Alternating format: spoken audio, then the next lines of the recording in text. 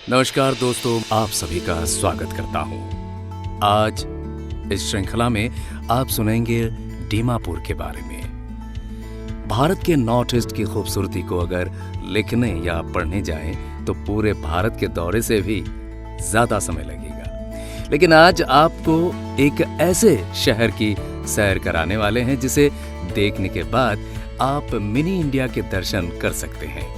तो दोस्तों, अपनी सीट बेल्ट को बांध लीजिए और अगले 10 मिनट तक मोबाइल के स्क्रीन से चिपक कर बैठिएगा। लेकिन उससे पहले हमारे चैनल को सब्सक्राइब जरूर करें और अपने दोस्तों रिश्तेदारों के साथ ये वीडियो जरूर शेयर कर दें, क्योंकि अकेले अकेले इतने शानदार जर्नी का मजा लेना तो बिल्कुल भी अच्छी बात नहीं है। तो दोस्तों, स्वागत है आपका आपके अपने चैनल पर जिसका नाम है वेक अप योद्धा।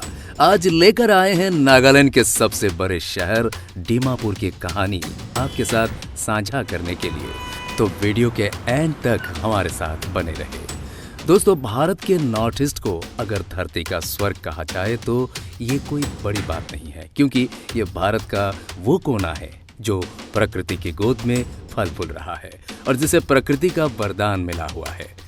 इसी के साथ ये दुनिया का वो हिस्सा है जहां पर आपको धरती की वास्तविक सुंदरता देखने को मिलेगी। तो नॉर्थ ईस्ट की इन्हीं 7 बहनों के एक राज्य का नाम है नागालैंड, और नागालैंड में एक प्रमुख शहर है जिसका नाम है दीमापुर। इसे नागालैंड का एंट्री गेट भी कहा जाता है। इसी के साथ दीमापुर भले ही एक राज्य ना हो, लेकिन ये भारत के नॉर्थ ईस्ट हिस्से का एक अनोखा और खूबसूरत हिस्सा है। अगर आप नॉर्थ ईस्ट घूमना चाहते हैं तो आप दीमापुर का एक दौरा कर सकते हैं। दरअसल दोस्तों, दीमापुर का पुराना नाम भी दीमासा हुआ करता था, और नागा में अगर दीमापुर का मतलब देखा जाए तो इसका अर्थ है एक महानदी के पास का एक शहर। क्योंकि दीमापुर के एक तरफ तो धनसिरी नदी है और दूसरी तरफ लकड़ी के घास के मैदान बने हुए हैं। दीमापुर के बारे में आपको कई ग्रंथों में और पुराने किताबों में पढ़ने को आसानी से मिल जाएगा। दरअसल दीमापुर प्राचीन समय में कचारी जनजाति की राजधानी हुआ करता था। तभी तो आज भी दीमापुर में आपको कचारी राज्य के खंडहर आराम से देखने को मिल जाएगा। अगर इतिहासकारों की बात को माने तो दीमापुर में जो खंबे खंडहर के रूप में देखे जा सकते हैं वो कचारी राज्य के ही अवशेष है। इनका आकार एकदम मशरूम की तरह दिखाई देता है।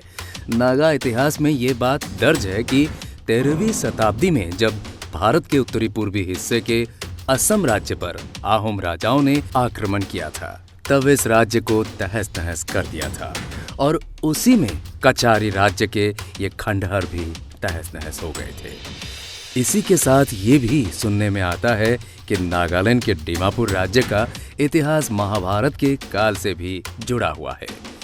आपने सुना होगा कि महाभारत में 5 पांडव थे, जिनमें से एक भीम थे।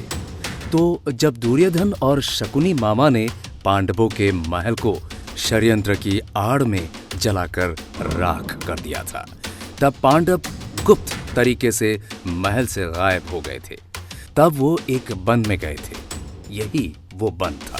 दरअसल उस समय पर ये हिडिंबापुर के नाम से जाना जाता था, और यहाँ के राजा हिडिम हुआ करते थे। हिडिम राजा की एक बहन थी जिनका नाम था हिडिंबा। आज भी दीमापुर में हिडिंबा नाम से एक बाड़ा बना हुआ है। ये बाड़ा दीमापुर के राजबाड़ी में बना हुआ है। यहाँ पर शतरंज की बहुत ऊंची ऊंची पत्थरों की बनी हुई गोटियां है। हालांकि वक्त के साथ इनकी व्यवस्था खराब हो गई है और कई गोटियां टूट गई है, लेकिन ये आज भी एक पर्यटन का केंद्र बना हुआ है। तो जब 5 पांडव इस वन में आए, उस समय हिडिंबा वन में भोजन की तलाश के लिए घूम रही थी। जब हिडिंबा ने बलशाली भीम को देखा तो भीम के पराक्रम को देखकर यहाँ के राजकुमारी हिडिंबा को भीम से प्रेम हो गया, और भीम के लिए उसने अपने भाई और अपने परिवार को छोड़ दिया था। जब ये बात यहाँ के राजा हिडिंब को पता चली तो उसने पांचों पांडवों पर हमला बोल दिया। जब पांचों पांडव और हिडिंब का आपस में युद्ध हुआ तो हिडिंब इस युद्ध में मारा गया। इसके बाद हिडिंबा और भीम की शादी की गई। विवाह होने के काफी समय बाद तक हिडिंबा और भीम इसी राज्य में रहे और उनका एक पुत्र घटोत्कच भी पैदा हुआ। चूंकि घटोत्कच की माँ एक राक्षसी थी और भीम पुत्र घटोत्कच बहुत ही शक्तिशाली था, जो कि भीम से 10 गुना ज्यादा था और उसका शरीर अपनी माँ के जैसा बहुत विशाल हुआ करता था। यहाँ पर रहने वाले लोगों का कहना है कि ये जो शतरंज की चट्टानों से बनी हुई गोटियां यहाँ रखी हुई है, इन्हीं गोटियों से भीम और उसका पुत्र घटोत्कच यहाँ पर शतरंज खेला करते थे। तभी तो यहाँ पर दिमासा नाम की एक जनजाति रहती है, जो आज भी खुद को भीम की पत्नी हिडिंबा का वंशज बताते हैं और कहते हैं कि उनका और उनकी जनजाति का इतिहास महाभारत के काल जितना पुराना है। तो दोस्तों, ये थी दीमापुर के इतिहास की कहानी। चलिए अब आपको दीमापुर के बारे में कुछ खास बातें और बताते हैं। कहने को दीमापुर नागालैंड का एक राज्य है।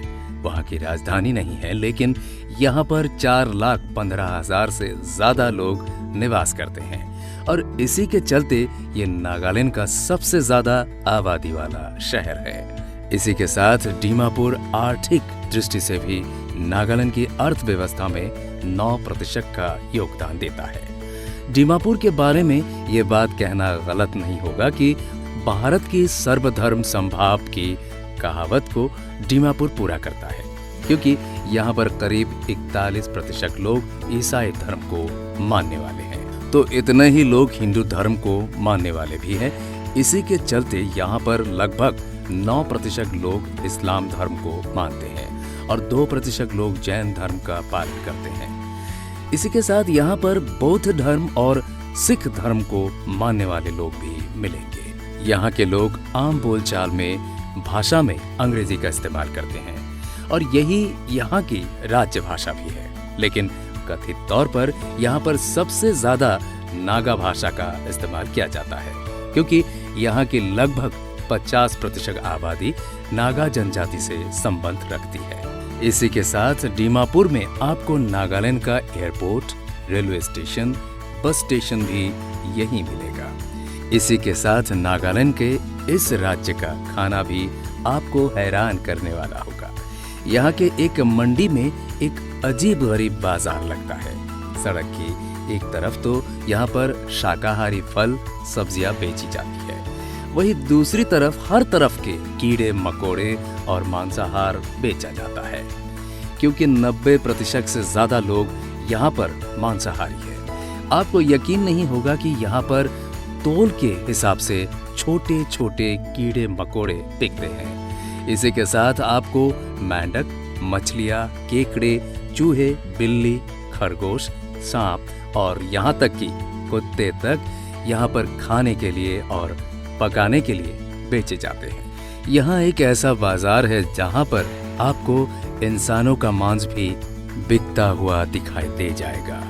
हालांकि कुछ समय पहले सरकार ने यहाँ पर कुत्ते की बिक्री पर रोक लगा दी थी, लेकिन फिर भी इस बाजार में खुलेआम आज भी कुत्ते का मांस बेचा जाता है और लोग तो उसे खरीदते और खाते भी है। अगर आप चाइना का मुकाबला इस राज्य के लोगों से करा देंगे तो इस राज्य के लोग कहीं से भी कमतर नहीं बैठने वाले। इसी के दूसरी तरफ जहां पर फल और सब्जियां बेची जाती है, वहां के शाकाहारी लोग उस बाजार से सामान खरीद सकते हैं। तो दोस्तों, ये तो रही दीमापुर के खान पान की बात। इसी के साथ आपको बता दें कि नागालैंड भारत के उत्तरी पूर्वी कोने का एक ऐसा राज्य है जहां पर जाने के लिए आपको इनर लाइन परमिट की जरूरत पड़ती है, लेकिन दीमापुर शहर को घूमने के लिए आपको IPL की जरूरत नहीं पड़ेगी। हालांकि इस बात पर सरकार योजनाएं बना रही है, लेकिन फिलहाल अभी आप दीमापुर बिना इनर लाइन परमिट के घूम सकते हैं। तो चलिए आपको ये भी बता देते हैं कि अगर आप दीमापुर की सैर करने जाएंगे तो आप कौन कौन सी जगह घूम सकते हैं। अब हम आपको ये तो बता ही चुके हैं कि दीमापुर नागालैंड का सबसे ज्यादा आबादी वाला शहर है। तो सबसे पहले आप दीमापुर के ट्रिपल फॉल्स को घूम कर आइए। जब भी दीमापुर की खूबसूरती की तारीफ करने की बात आती है तो हम ट्रिपल फॉल्स दीमापुर को कैसे भूल सकते हैं। ये खूबसूरत नज़ारा दीमापुर के सेठेकिमा गांव में बना हुआ है। अब आप नाम से ही अंदाजा लगा सकते हैं कि ट्रिपल फॉल्स का मतलब है 3 तरफ से गिरता हुआ झरना। तो ट्रिपल फॉल्स में आपको एक ही जगह पर 3 अलग अलग झरने बहते हुए दिखाई देंगे। आपको बता दें कि 280 फीट की ऊंचाई से ये 3 अलग अलग झरने एक प्राकृतिक कुंड में जाकर गिरते हैं।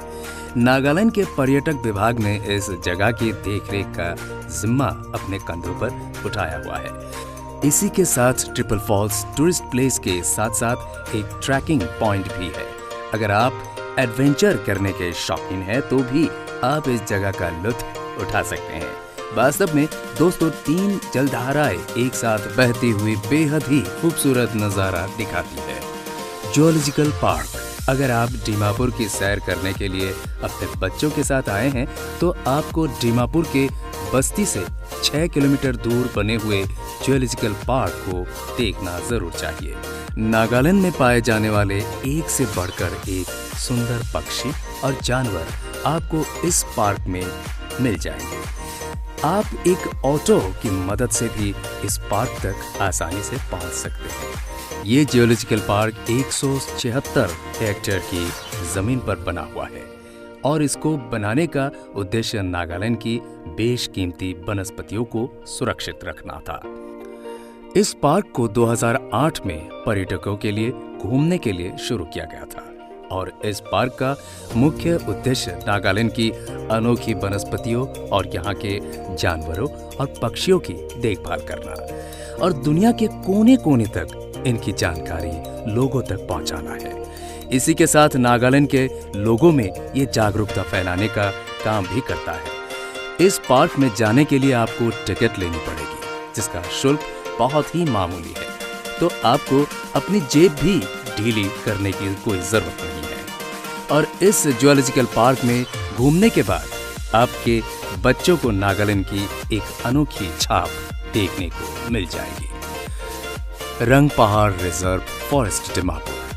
अगर आप नागालैंड के पर्यटक स्थलों को देखना चाहते हैं तो एक बार दीमापुर के रंग पहाड़ रिजर्व फॉरेस्ट जरूर घूम कर आइए। यहाँ पर आपको नागालैंड में पाए जाने वाले एक से बढ़कर एक अनोखे जीव जंतु देखने को मिलेंगे। इसी के साथ आपको नागालैंड में उगने वाली वनस्पतियां और पौधे भी इस फॉरेस्ट में देखने को मिल जाएंगे। इन्हें जड़ी बूटियां भी कहा जाता है। तो अगर आप नॉर्थ ईस्ट के दुर्लभ पेड़ पौधे, वनस्पति, जड़ी बूटियां और पशु पक्षियों को देखना चाहते हैं तो एक बार दीमापुर जिले के रंग पहाड़ रिजर्व फॉरेस्ट में घूमकर जरूर आइए। यहाँ पर कई ऐसी दुर्लभ जड़ी बूटियों को सहज कर रखा जाता है जिनसे कई तरह की कीमती और असरदार दवाइयाँ बनाई जाती है। इसी के साथ आपको यहाँ पर जंगली बकरी, चीतल, हिरन, भालू और भी कई तरह के जानवर मिल जाएंगे। इसी के साथ जानवरों की जो प्रजातियां लुप्त होती जा रही है वो भी आपको इस जंगल में आसानी से देखने को मिलेंगी। दीमापुर का ये जंगल लगभग 50 एकड़ भूमि पर बना हुआ है। नागालैंड का साइंस सेंटर। अगर विज्ञान में दिलचस्पी रखते हैं तो नागालैंड के साइंस सेंटर आपके लिए एक शानदार जगह हो सकती है। ये नागा आर्किड के पीछे दीमापुर में बना हुआ है और यहाँ पर साइंस की ऐसी टेक्नोलॉजी आपको देखने को मिलेंगी जिन्हें एक अनोखे अंदाज में लोगों के सामने प्रस्तुत किया जाता है और यही कारण है कि पर्यटकों को यहाँ पर आकर्षित किया जा सकता है। आपको बता दें कि इस साइंस सेंटर में 3 गैलरी आपको देखने को मिलेंगी। एक अवर सेंस, दूसरा चिल्ड्रन कॉर्नर और तीसरा फॉन साइंस। इसी के साथ यहाँ पर एक तारा मंडल भी बना हुआ है जिसमें एक इनफ्लैटेबल गुंबद का निर्माण भी किया गया है जिसकी मदद से आप रात के समय में आकाश की गहराई को देख सकते हैं। और केवल इतना ही नहीं, इस साइंस सेंटर में आपको एक साइंस पार्क भी देखने को मिलेगा, जहां पर आप बहुत कुछ सीख सकते हैं। और इस सेंटर में प्रवेश करने के लिए आपको बहुत कम कीमत चुकाकर एक टिकट को खरीदना होगा। सुमुकेडिमा गांव। अगर आप दीमापुर का एक बेहतरीन पर्यटक स्थल घूमना चाहते हैं तो आपको दीमापुर राज्य का एक सबसे शानदार गांव जरूर घूमना चाहिए। और इस गांव का नाम है सुमुकेडिमा गांव, क्योंकि सबसे पहली बात तो यह है कि इस गांव के आसपास आपको एक से बढ़कर एक बेहतरीन होटल और रेस्टोरेंट मिल जाएंगे। इसी के साथ अगर आप झरने देखने के शौकीन हैं तो भी इस गांव के आसपास आपको झरने भी देखने को मिलेंगे। इस गांव में एक church Sumi town Baptist church भी बना हुआ है, जो कि 8 किलोमीटर की दूरी पर है। बात करें गांव की तो इस गांव की सैर करने पर आपको पूरे दीमापुर का दृश्य देखने को मिल जाएगा। यहाँ का वातावरण बहुत ही शांत है और यहाँ का पानी भी आपको बिल्कुल साफ सुथरा देखने को मिलेगा। ये गांव दीमापुर से 14 किलोमीटर दूर है और राष्ट्रीय राजमार्ग 39 के एकदम करीब में स्थित है। नागा पहाड़ियों की तलहटी में बना हुआ ये गांव नागा हिल्स के जिले का पहला मुख्यालय हुआ करता था। हालांकि इस गांव के शहरीकरण की योजनाएं बन रही है, लेकिन फिर भी ये गांव यहाँ के रहने वाले और दीमापुर की सैर करने वाले लोगों के लिए बेहद ही खूबसूरत और अनोखा है। हांगकांग बाजार दीमापुर। अगर आप दीमापुर में कोई शॉपिंग स्पॉट खोज रहे हैं तो दीमापुर का ये हांगकांग बाजार आपके लिए एक परफेक्ट प्लेस है। यहाँ से की हुई खरीदारी से आप अपने लोगों को बेहद खुश कर सकते हैं, क्योंकि यहाँ आपको मिलेगा विदेशी सामान बहुत ही कम दामों में। जी हाँ दोस्तों, दरअसल यहाँ पर थाईलैंड और म्यांमार से एक से बढ़कर एक ब्रांडेड आइटम्स आयात किए जाते हैं। और इस मार्केट में आपको बढ़िया कपड़े, घर की जरूरत का सामान और मोबाइल, टीवी, लैपटॉप भी कम कीमतों पर आसानी से मिल जाएंगे, वो भी ब्रांडेड। तो जब भी आप दीमापुर जाए तो एक बार चक्कर इस अजब गजब मार्केट का जरूर लगा कर आइएगा। दोस्तों, ये थी दीमापुर की एक छोटी सी झलक जो आज के वीडियो में हमने आपको दिखाई। इसी के साथ दीमापुर का असली आकर्षक का केंद्र यहाँ के लोगों की हस्तकला और हथकरघा है, जो यहाँ के लोगों का मुख्य जीवन यापन करने का तरीका भी है। तो आज का ये वीडियो आपको कैसा लगा हमें कमेंट सेक्शन में जरूर बताइए। इसी के साथ आप जब भी दीमापुर जाएं तो हमारी बताई हुई जगहों पर जरूर घूम कर आइए और साथ ही हमारे चैनल को सब्सक्राइब जरूर करें। अपने दोस्तों, रिश्तेदारों के साथ वो वीडियो जरूर शेयर करें ताकि उन्हें भी मिनी इंडिया के बारे में पता चल सके।